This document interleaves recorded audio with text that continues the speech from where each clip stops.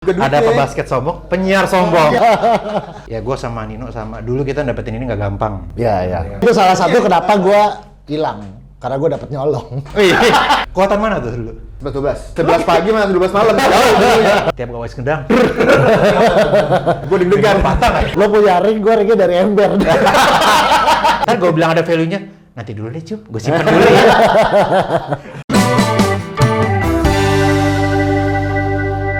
Welcome to The Breaks.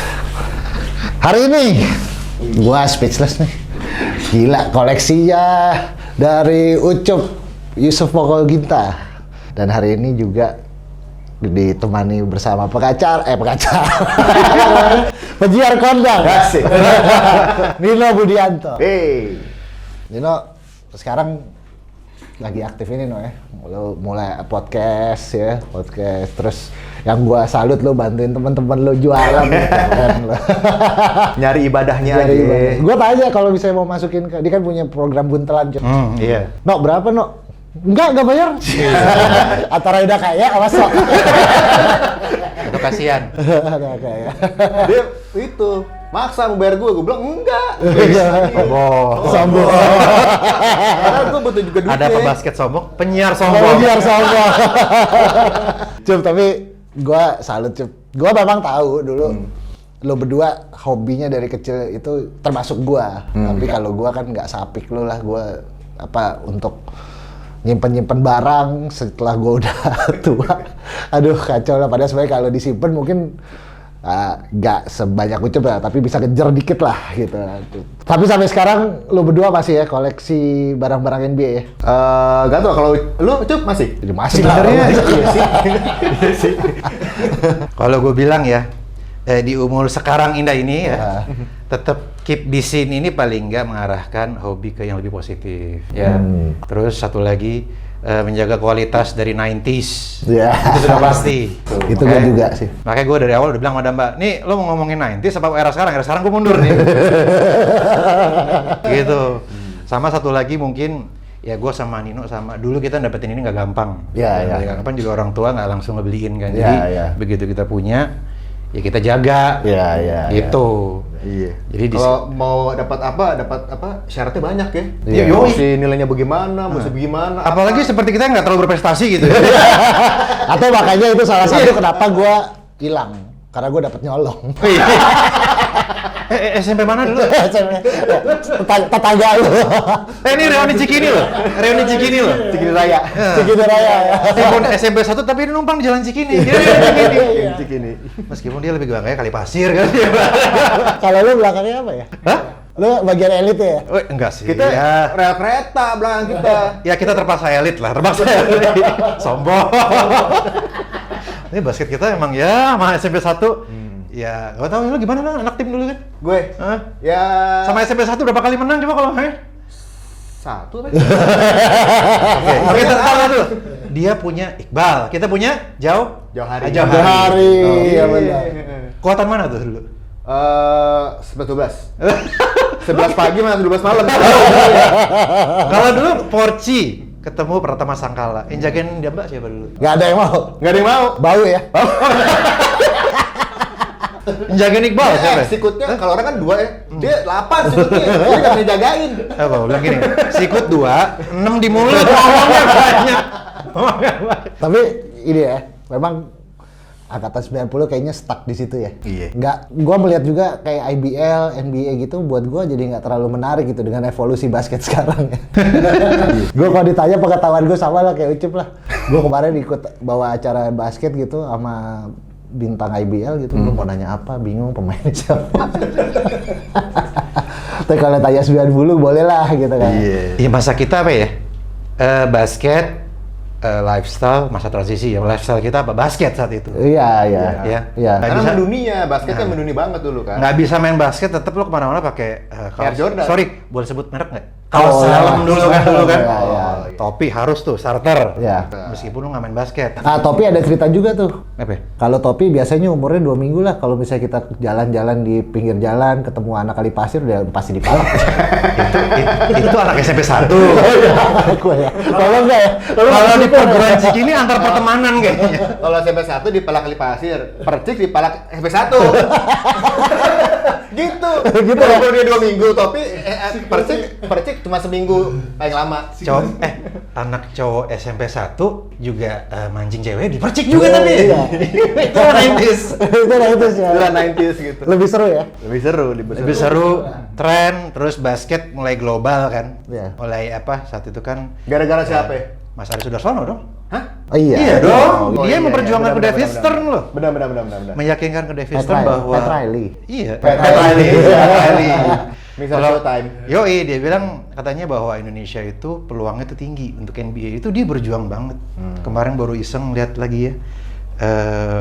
Mas Ari Sudarsono tuh ada lagi sama Magic Johnson, dikasih itu jersinya asli saat itu. Iya. Yang pas dia kesini ya? Pas dia lagi ke sana justru. Oh, ke sana. Nah, dia ke sana meyakinkan bahwa Indonesia itu peluangnya besar untuk bisnis Iya. basketnya NBA. Masuklah tuh NBA Game, NBA Action, Corset Iya. Countdown, Iya. itu NBA Inside stuff. Makanya nih gue tulis di sini kan I love this game ini kan dulu Iya, promonya iya, mereka. iya. Kalau sekarang apa ya? Sekarang apa namanya? Sekarang apa ya? That's why we play. That's why we play. Iya, that's why. Nggak, kalian ngomong aja. Ada nggak tahu. Ya sempat kelihatan dikit lah gitu. Cuman emang nggak kurang ini ya, Iya. rasanya ya. Karena gini no, keseruannya beda juga gini. Dan pilihannya beda juga. Dulu kita untuk nunggu NBA Action itu kita nunggu hari Sabtu jam 11 siang. Iya. Ingat banget tuh kita Iya. tunggu-tungguin. NBA Game Minggu pagi, NBA Action Sabtu sore. Sabtu sore, Oh, iya. iya. Sama Inside Staff. Iya betul, betul. Iya. Inside Staff lah. Kalau sekarang kan lo mau nonton Corset Countdown lo tinggal buka YouTube. Iya benar. Iya. Sementara di YouTube, Instagram, entertainment itu banyak banget gitu kan. Anak-anak basket pun gue yakin juga nggak semuanya mantengin basket juga gitu kan. Karena dia ada banyak lah, ada TikTokan lah. Iya. Nah itu. Ya emang eranya ya saat itu ya. Tapi gini, kalau gue dulu main basket, gue punya idola gitu.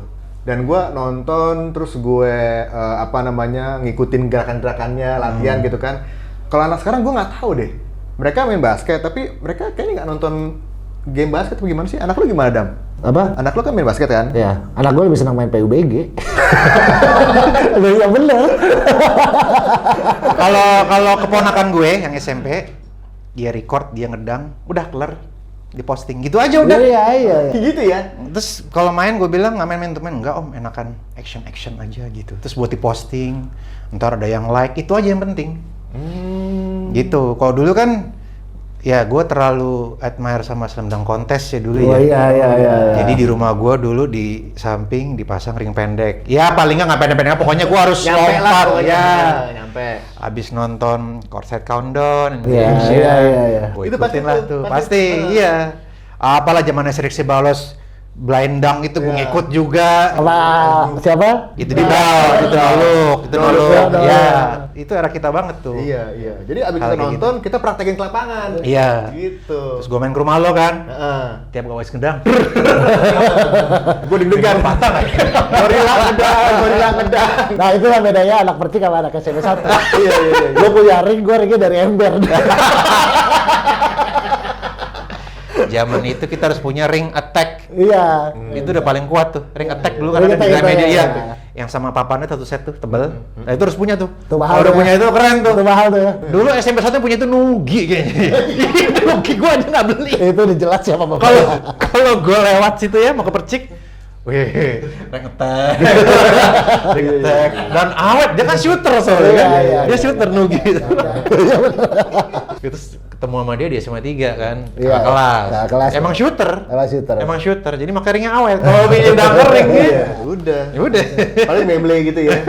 Tapi ada hal menarik sih kalau gue lihat dari lo berdua ya gini.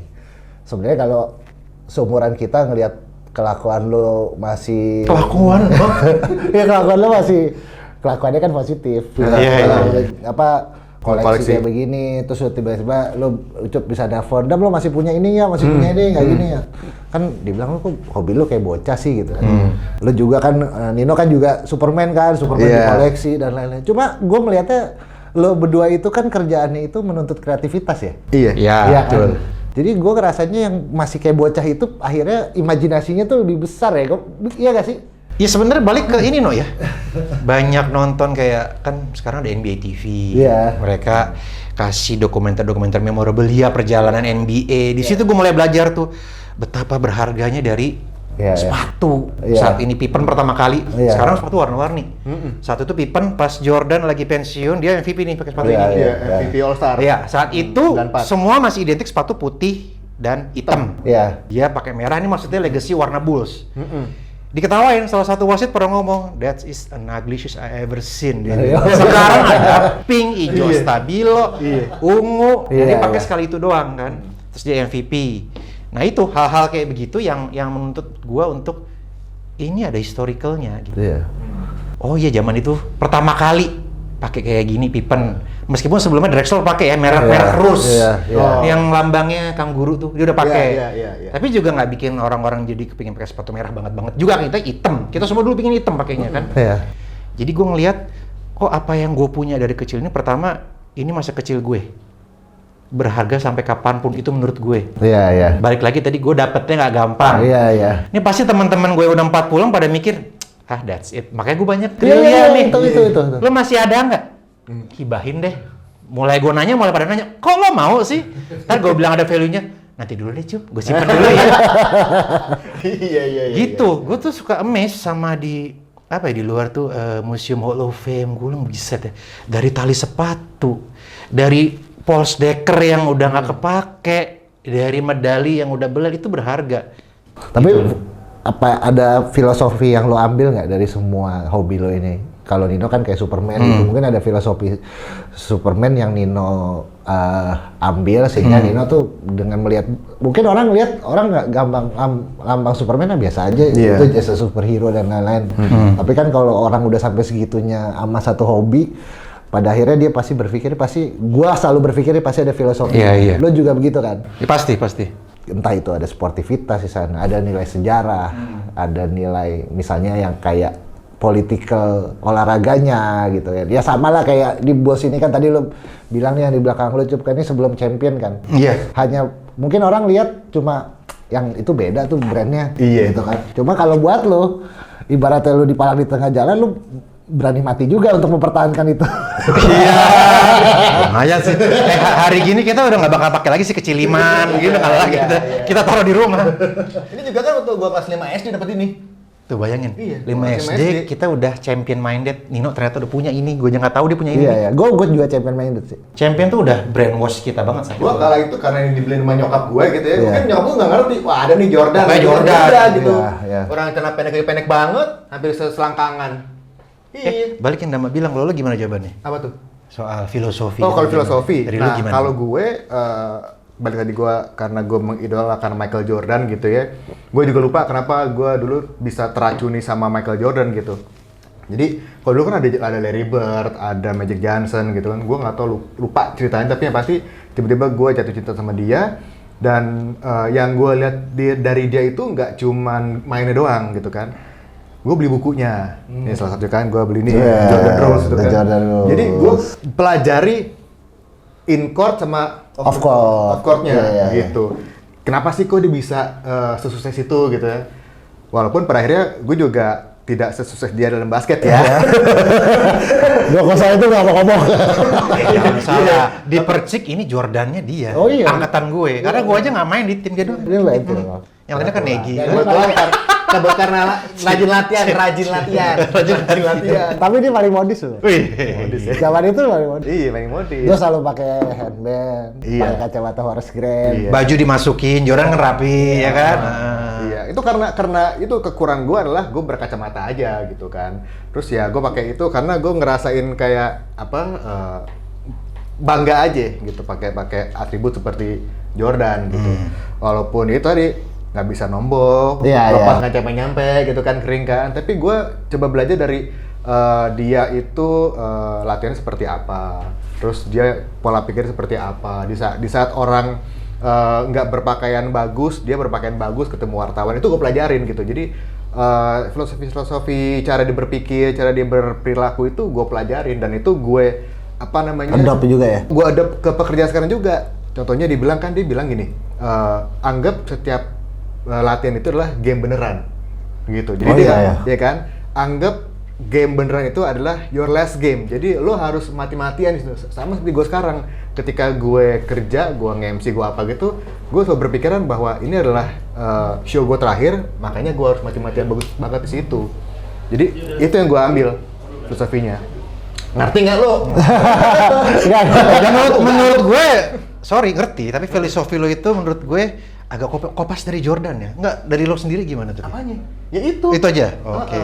Gitu. Karena dan bedanya dulu kita ngoleksi sama sekarang, kalau sekarang gue lebih nyari yang ada historicalnya. Oke. Gitu. Mungkin kayak misalkan, wah ini ada historicalnya nih, gue cari gitu kan, Scottie Pippen gitu kan. Oh ada historicalnya Air Jordan 1 yang Chicago yang merah itu gitu kan. Oh gue cari gitu. Sekarang koleksi lo yang paling lo banggakan apa, No? Koleksi basket ya, bukan yang Superman ya? Apa ya? Kalau ya paling ini koleksi kartu basket gue. Kartu masing-masing ya? Masih ada nih gue jagain. Padahal sebenarnya kalau ya gue dari sini gue melihat lo berdua itu tidak mengoleksi bukan untuk uang. Karena sebenarnya kalau lo jual salah satu aja di eBay atau di mana itu udah puluhan juta juga. Iya, mungkin. kadang gini, Mbak, di saat kita nggak mau jual, gue nggak tahu lo ya, banyak yang nyari. Nawarin gue apa? Begitu gue mau BU misalnya, orang-orang kan, nah enggak, segini aja Cop, segini aja. Iya. Loh, kemarin begitu gue nggak mau jual aja, lo nawar kayak orang sakau. Kalau filosofi yang gue ambil begini, Mbak, sesuatu dari masa lalu nggak bisa terulang kembali. Iya. Ini masa kecil gue yang gue perjuangkan, yang gue gagal jadi pemain basket juga, sementara bokap gue dulu main di liga besar. Iya, tahu gue. Gue gagal. Jadi gue cuma bisa menghargai mungkin prestasi orang ya, yang someday ini juga berharga menjadi pendidikan buat generasi milenial terutama ya. Yang gue nggak yakin mereka tahu B.J. Armstrong, mereka tahu John Paxson, Kevin Johnson, John Stark. Iya, itu dia. Jadi kalau dikatakan lo ngefans sama Jordan, gue nggak pernah. Lo suka nggak sepatu Jordan? Suka. Iya. Itu budaya basket yang masuk ke sini ya. Kenapa lo nggak suka Jordan? Karena gue dari dulu ngelihat pertama gue lebih suka Barkley. Iya. Dulu gue nggak tahu di SMP gue ngerasanya lebih tinggi dari lo semua. Wah, gue Barkley nih, gue rebound. Sekarang semua pada tinggi ya. Di SMA aja lo pada tinggi. Lo siapa? Agam, Alfi. Gue tetap segitu, stay ke badan bokap gue. Di SMP makanan gue banyak. Jadi gue lebih gede dari mereka semua gitu. Akhirnya gue mencari sosok yang gue bukan Jordan, gue nggak bisa kayak Jordan. Jadi gue lebih suka yang gue bilang, gue suka anti mainstream. Gue suka John Starks. Iya. Ya oke. Yang di draft juga nggak diunggulin. Iya. Gue suka Mahmud Abdul Rauf dulu, Chris Jackson. Dia nggak diunggulin tapi dia sempat jadi most improved player. Karena dia OCD ya? Ya. OCD juga. Ya. Karena dia OCD, jadi setiap selesai. Dia saat itu kalau pas national anthem dia nggak mau berdiri. Iya. Akhirnya dia coba toleransi berdiri tapi dia begini. Iya. Iya saat itu ya apa ya? Jadi karir dia mungkin Terhambat ya? terhambat. Karena dia poin per game itu nyampe 50 bisa. Ya di atas 20 lah poin per game dia. Terus gue lebih prefer Steve Kerr. Iya. Steve Kerr, oke lah Jordan disiplin tapi work ethic si Steve Kerr dan jiwa kompetitif dia tinggi. Mungkin Gue ada suka. Kayak Dan Marley gitu ya? Ya, gue suka. Gue suka. Terus gue lebih suka yang small man jammer, Byron Scott. Iya. Itu gue appreciate juga tuh. Iya. Terus mungkin kalau sekarang, tapi kalau si siapa namanya itu Robinson tuh, Nate Robinson gue nggak suka. Lo lebih suka Spatweb pasti? Ya betul, betul. Kalau si Steve Kerr yang gue salut adalah Jordan itu kan makin kesini emang jadi legasinya Bulls ya. Ibaratnya dia bukan maskot, sorry. Identiknya Bulls. Iya. Sampai dia terkadang gue nggak perlu kenal teammates gue, yang penting teammates gue mengikuti gaya gue bermain agar gue nyaman. Iya. Lo harus menyupport gaya gue bermain. Nah mungkin semua lo udah tahu di Last Dance pada nonton kan ya. Iya. Orang pertama yang akhirnya setelah Pippen ya, yang dia salut adalah Steve Kerr. Kenapa? Ada satu latihan, entah kenapa Jordan itu kan orangnya trash talk banget ya sama teammates ya. Iya.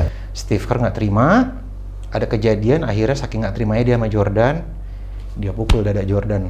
Denger ya? Tahu ya? Belum. Lupa gue ya, Jordan ya? Dipukul ya? Nah, dia pukul Jordan. Bagi Jordan kan setiap dia ngomong semua dengerin. Wah nih, sorry loh, tanpa gue mau mengangkat rasisme ya. Ini udah dia kulit putih, berani sama gue, sama Jordan ditonjok balik di mata. Semua misahin tuh satu tim sampai si Phil Jackson ngusir Jordan ke lockers. Ya udah di locker. Terus pas lagi shower, si Jordan bilang, kok gua mukul orang paling kecil di tim? Gua merasa orang yang kecil. Dia ngomong gitu. Kurang lebih ya. Iya. Abis itu dia coba cari tahu nomor teleponnya Steve Kerr. Yang mana menurut dia, gue nggak penting tahu lo semua ya kan. Sampai akhirnya dia ada orang kayak Steve Kerr ngasih pembuktian, dia minta maaf. Sejak itu dia appreciate sama si Steve Kerr. Terus akhirnya pas di final 98 ya, dia passing ke Steve Kerr. 97. 97 itu ya, 97. Itu momen banget tuh yang pasti Steve Kerr bilang, I'll be ready, ingat lo? Ya kan? Iya, yang akhirnya bener, dia saat itu dia passing mau kemana nih ya? ke Steve Kerr. Ke Steve Kerr. Yang dari free throw line kan, dia Iya. tembak kan. Habis itu sekarang Steve Kerr sebagai pelatih juga ngebuktiin dia punya cincin dari Golden State. Nah, Jordan tuh harus dapat impact seperti itu. Iya. Karena bagi dia kan selalu ngomong gitu. I got six gitu kan. Nah, kenapa makanya gue appreciate banget sama Steve Kerr. Tapi Steve Kerr 4 in the row. Ya, Begitu ya. dia pindah dari Bulls Ke Spurs. Ke Spurs, juara lagi. Iya. Ya itu lucky shot lah, lucky shot. Tapi menurut gua pemain paling sukses di tahun 90-an tuh bukan Jordan, bukan Charles Barkley, bukan Hakim Olajuwon. Siapa? Menurut gua, dia pemain paling sukses era 90 sama 2000. Robert Horry. Oh, I see.